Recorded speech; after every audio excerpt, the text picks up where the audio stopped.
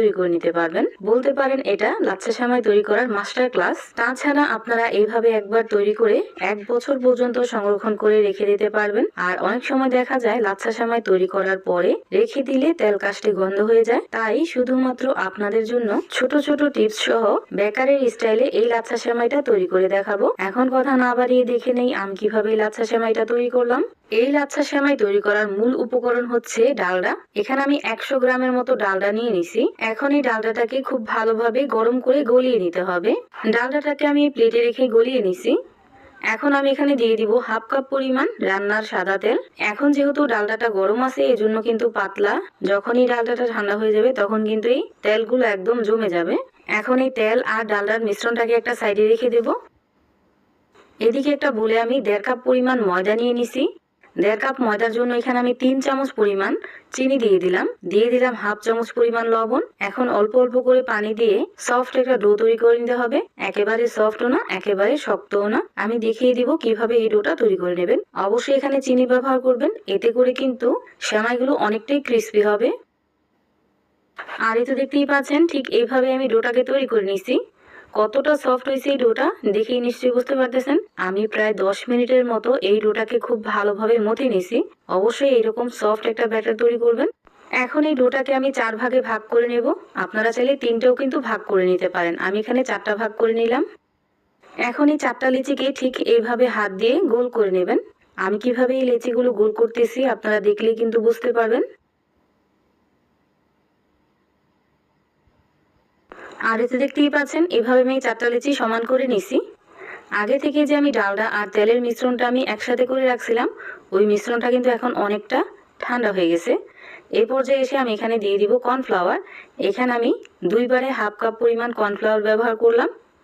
এখন এই কর্নফ্লাওয়ারটাকে খুব ভালোভাবে মিশিয়ে নিব।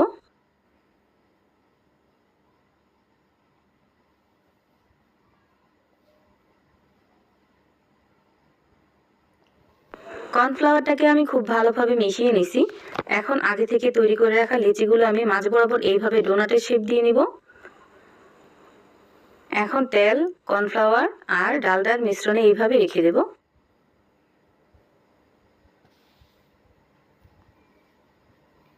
এভাবে আমি 4টা লিচি রেখে দিলাম। এখন একটা চামচের সাহায্যে এইভাবে এই মিশ্রণটাকে উপরে উঠিয়ে দিতে হবে।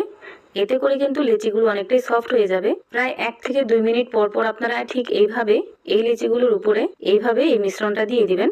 আর এইভাবে ভিজিয়ে রাখতে হবে 10 মিনিটের মতো। অবশ্যই এইভাবে 10 মিনিটের জন্য রেস্টে রাখবেন। এতে করে কিন্তু লিচিগুলো অনেকটাই সফট হয়ে যাবে। এই স্টেপটা অবশ্যই ফলো করবেন।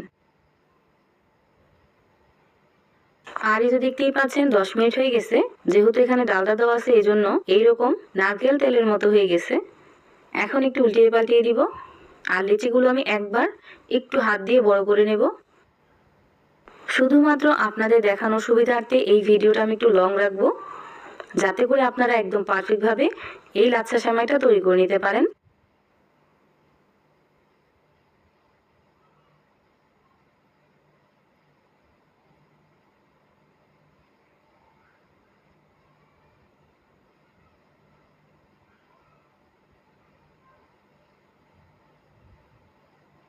এইভাবে আমি একবার খুব ভালোভাবে লিচিগুলো বড় করে নিছি।